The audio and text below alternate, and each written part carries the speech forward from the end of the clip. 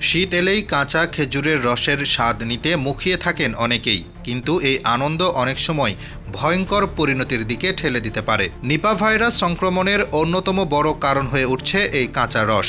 বাদুড়ের লালা বা প্রস্রাব থেকে মানুষের শরীরে ছড়িয়ে পড়তে পারে এই প্রাণঘাতী ভাইরাস। বিশেষজ্ঞদের মতে শীতকালে বাংলাদেশে নিপাহ সংক্রমণের সঙ্গে খেজুরের কাঁচা রস পান করার সম্পর্ক বারবার উঠে এসেছে গবেষণায়। রাতের আধারে বাদুড় খেজুর গাছের কাটা অংশে বসে রস খায়। সেই সময় তাদের লালা, মূত্র কিংবা মল রস সংগ্রহের হাঁড়িতে পড়ে যেতে পারে। আর বাদুড়ই নিপা ভাইরাসের প্রাকৃতিক বাহক। আমাদের দেশে বহু বছর ধরে এই রস না ফুটিয়েই কাঁচা অবস্থায় খাওয়ার প্রচলন রয়েছে। ফলে রসে ভাইরাস থাকলে তা সরাসরি মানুষের শরীরে প্রবেশ করে মারাত্মক সংক্রমণ ঘটাতে পারে।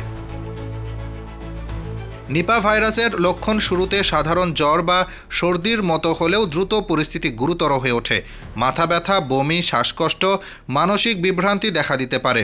এমনকি এনসেফালাইটিস অর্থাৎ মস্তিষ্কে প্রদাহও হতে পারে। অনেক ক্ষেত্রে রোগী প্রাণ হারান। সবচেয়ে আতঙ্কের বিষয় হলো এখনও এই ভাইরাসের কোনো নির্দিষ্ট ঔষধ বা ভ্যাকসিন নেই। শুধু খেজুরের রস নয়, মানুষের আধা খাওয়া বা অপরিষ্কার ফল থেকেও নিপা ভাইরাস ছড়াতে পারে।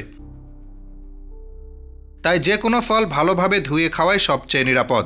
তাহলে কি খেজুরের রস একেবারেই বাদ দিতে হবে? না, তবে হতে হবে সচেতন। কাঁচা রস সরাসরি পান না করাই উত্তম।